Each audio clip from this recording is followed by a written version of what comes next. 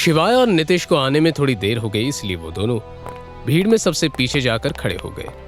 यहाँ मौजूद सभी स्टूडेंट्स के साथ साथ टीचर्स को भी प्रोफेसर गौरांग का इंतजार था। इन टीचर्स के बीच प्रोफेसर अलीशा कहीं दिखाई नहीं दे रही थी। शिवाय ने मन ही मन चैन की सांस ली। तभी उसने देखा कि अक्षय और उसके तीनों साथी भीड़ से अलग हटकर प्लेटफॉर्म के नजदीक खड़े थे। वो सोचने लगा, अक्षय, कनिष्क, मीना और लतिका, ये चारों हम सबसे कितना अलग दिखते हैं, जैसे किसी दूसरे दुनिया से आए हों। लेकिन एक दिन मैं भी इनके जितनी काबिलियत हासिल कर लूंगा। तभी वहां प्रोफेसर गौरांग की आवाज सुनाई दी।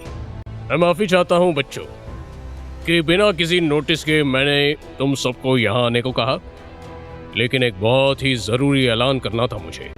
सारे स्टूडेंट्स और टीचर्स अब अलर्ट हो गए थे और प्रोफेसर गौरांग को ही देख रहे थे।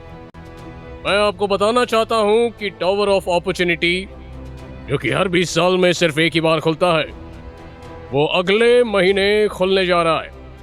और पिछले बार की तरह इस बार भी हर किंगडम में से 100 पार्टिसिपेंट्स को चुना जाएगा और इनमें से 14 पार्टिसिपेंट्स हमारी इस गौरवशाली एकेडमी से चुने जाएंगे।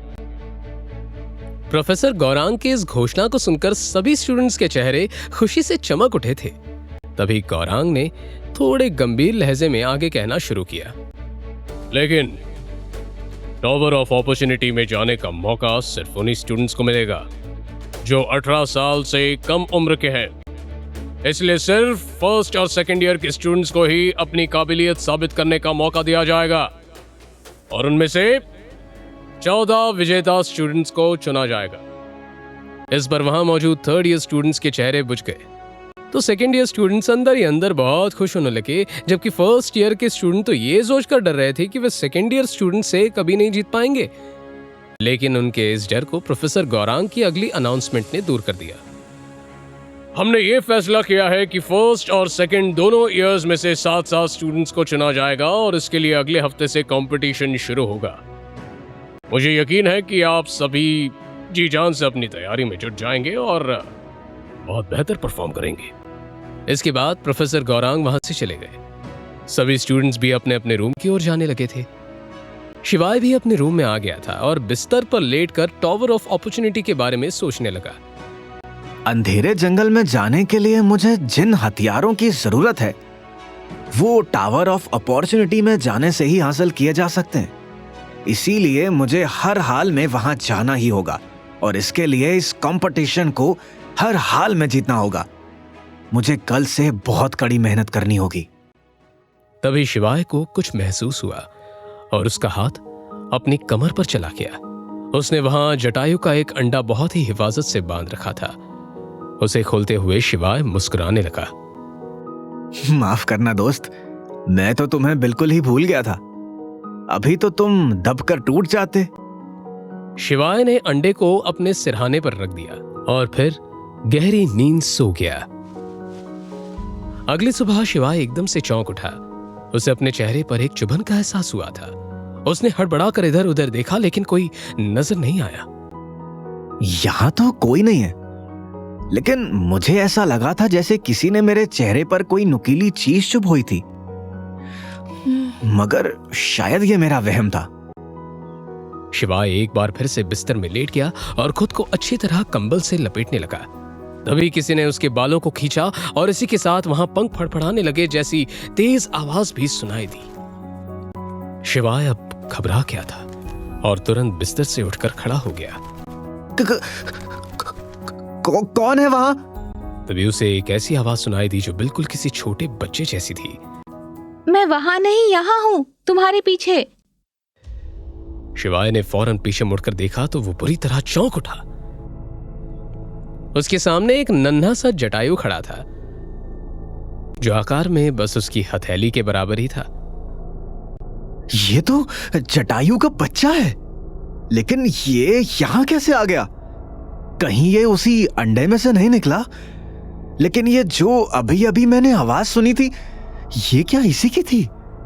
लेकिन ये कैसे मुमकिन है? क्या जटायु इंसानी भाषा में बात कर सकते हैं? नहीं, ये नहीं हो सकता। ये सब मेरा वहम है। शिवाय ने देखा कि जटायु एकटक उसे देख रहा है। फिर वो शिवाय की ओर बढ़ा। शिवाय एकदम से पीछे हटने लगा, तभी उसे फिर से वही आवाज सुनाई दी। ये तुम मुझसे डर क्यों रहे हो?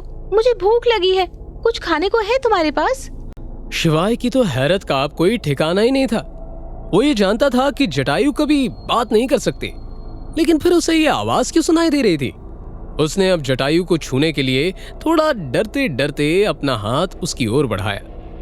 जटायु तुरंत उसकी हथेली पर आकर बैठ गया। इसी के साथ शिवाय को फिर से आवाज सुनाई दी। मैंने उसी अंडे से जन्म लिया जिसे कल तुम अपने सिरहाने रखकर सोए थे, और तुम मुझे कोई छोटा बच्चा मत समझ लेना और ना ही मेरा मजाक उड़ाने की कोशिश करना। चलो अब जल्दी से कुछ खिला दो मुझे बहुत भूख लगी है। शिवाय को अब यकीन हो गया था कि ये जो भी आवाजें उसे सुनाई दे रही थी ना, वो इस जटायु की ही हैं। भले ही ये बोलता हुआ दिखाई नहीं दे रहा था, लेकिन ये उस आवाज के जरिए शिवाय से कम्युनिकेट कर सकता है।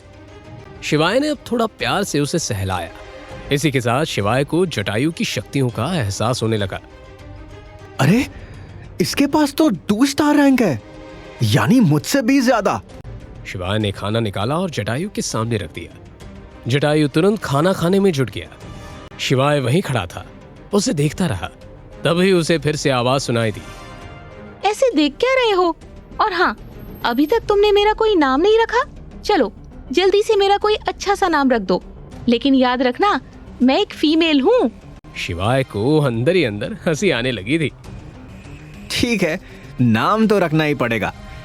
तो बिया नाम कैसा रहेगा तुम्हारा? वाह, मुझे ये नाम पसंद है, शुक्रिया। अब मैं थोड़ा आराम करना चाहती हूँ। शिवाय ने जटायु को अपनी हथेली में उठाया और बिस्तर पर रख दिया। ठीक है, तुम आराम करो, अब मुझे प्रैक्टिस के लिए जाना है। इसके बाद शिवाय अपने रूम से बाहर निकला और प्रैक्टिस ग्राउंड की ओर चल दिया। नीतीश भी अभी अभी अपने रूम से निकलकर प्रैक्टिस ग्राउंड की ओर चला जा रहा था। उसने शिवाय को देख लिया। हमें क्लास में गए हुए 3 दिन हो गए शिवाय। प्रोफेसर अलीशा का गुस्सा तो तुम जानते ही हो ना। मुझे तो बहुत डर लग रहा है। हम जिस भी दिन क्लास में गए वो हमें बहुत बड़ा पनिशमेंट देने वाली है। लेकिन शिवाय के मन में ऐसा कोई डर नहीं था। मुझे इसकी ज्यादा परवाह नहीं है नीतीश।